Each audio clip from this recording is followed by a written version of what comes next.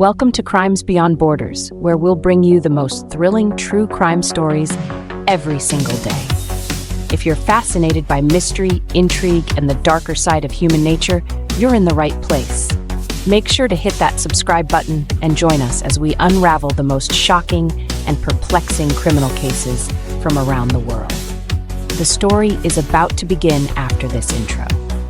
From city streets to far-off lands, mystery slipping through our hands. Crimes beyond borders they speak, voices strong but words are meek.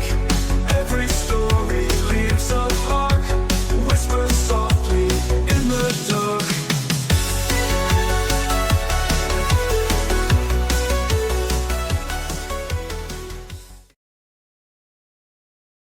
Our stories at first are made for ourselves, to comfort us, to help us sleep, and to learn. Along the way, they become a part of our journey, teaching us English and fueling our passion for true crime. So, listen carefully, and if you're about to sleep, close your eyes. Let's begin.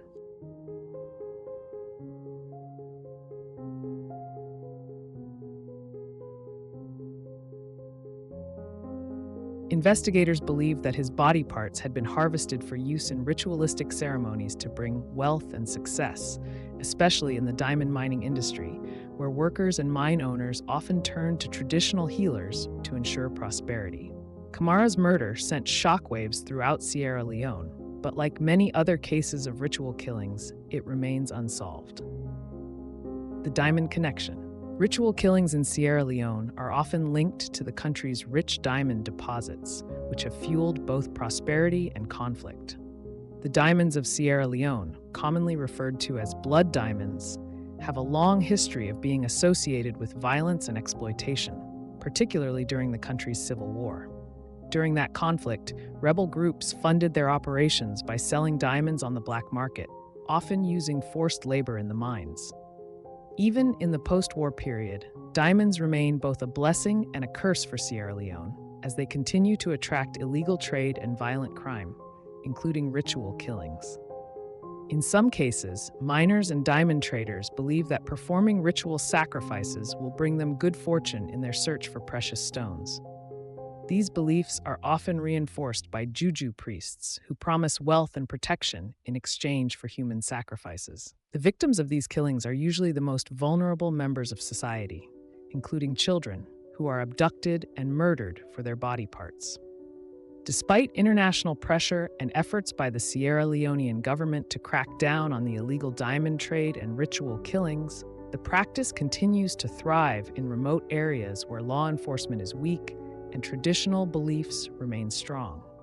The diamond industry, long associated with violence, remains intertwined with ritual killings, creating a dangerous and deadly cycle. Ghana, the killing of the fetish priests. In Ghana, ritual killings are also tied to the country's deeply rooted belief in traditional religion, particularly the worship of deities known as fetishes. Fetish priests, who serve as intermediaries between the physical world and the spiritual realm, play a powerful role in many communities, offering their services to those seeking healing, protection, or success.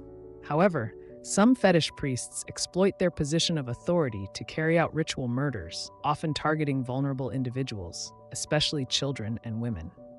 One of the most notorious cases in recent memory was the 2014 murder of a 12-year-old boy named Isaac Mensah in the town of Ofakor. Isaac had been lured away from his home by a fetish priest who promised him sweets and toys. Days later, Isaac's dismembered body was found in a nearby forest, with several of his organs missing, including his heart and liver. The police arrested the fetish priest, who later confessed that the body parts had been sold to a wealthy businessman seeking to boost his fortunes through a ritual sacrifice. The case sparked outrage across Ghana and brought attention to the growing problem of ritual killings for financial gain. While traditional religious practices have long been a part of Ghanaian society, there is a growing concern that these practices are being corrupted by criminal elements who are more interested in profit than spiritual enlightenment. In 2018, Ghana's government launched a national campaign to combat ritual killings, with President Nana Akufo-Addo vowing to crack down on fetish priests and others involved in the illegal trade of human body parts. However, the campaign has faced numerous challenges, including widespread corruption, lack of resources, and the continued influence of traditional belief systems in rural areas. Benin, the voodoo connection. The West African country of Benin is often referred to as the birthplace of voodoo, also spelled Vodun, one of the oldest and most widely practiced African religions. Voodoo, which blends traditional African beliefs with elements of Christianity, plays a central role in the spiritual lives of many Beninese people.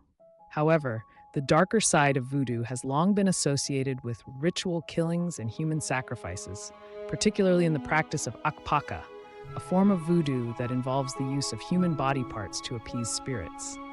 In 2010, authorities in Benin uncovered a human trafficking ring that was involved in kidnapping children and selling them to voodoo practitioners for use in ritual sacrifices. The children, often from poor families, were abducted from their villages and taken to remote areas where they were killed and their body parts were harvested.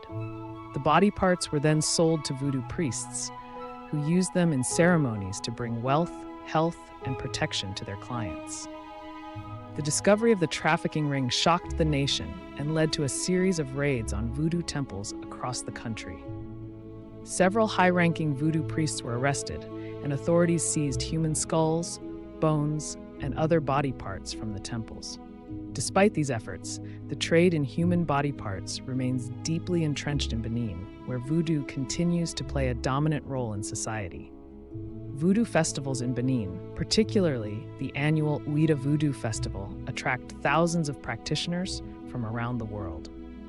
While most of these ceremonies are peaceful and celebrate the rich spiritual traditions of voodoo, there is a dark undercurrent of violence and exploitation that remains hidden from public view. The continued demand for human body parts in voodoo rituals ensures that the practice of ritual killings will likely persist, despite efforts to eradicate it.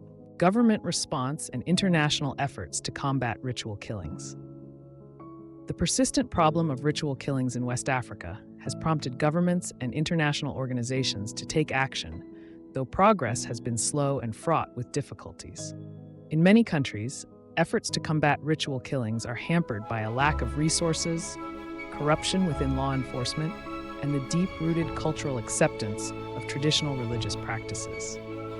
In Nigeria, for example, the government has launched several initiatives to crack down on ritual killings, including the formation of special police units tasked with investigating ritual murder cases.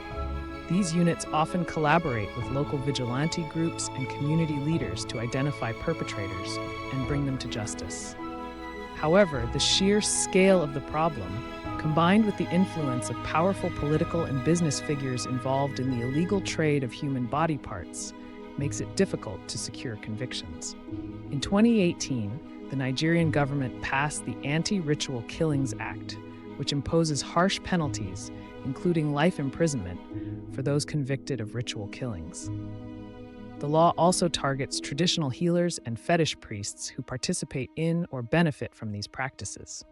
Despite this legislation, ritual killings continue to occur, particularly in rural areas where law enforcement is weak and traditional beliefs remain strong.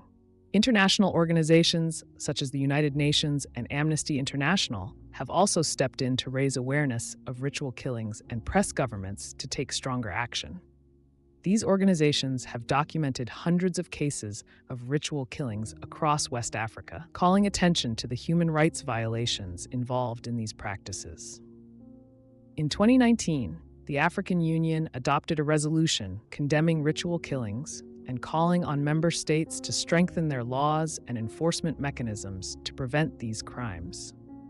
The resolution also emphasized the need for greater public education and awareness campaigns to dispel the myths surrounding ritual killings and to promote respect for human rights. The role of the media, exposing the darkness. One of the most significant factors in bringing attention to ritual killings in West Africa has been the role of the media.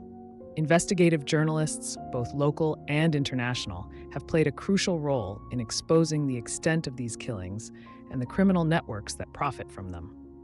In 2015, a Nigerian investigative journalist named Anas gained international recognition for his undercover work in exposing ritual killings and human trafficking rings in West Africa.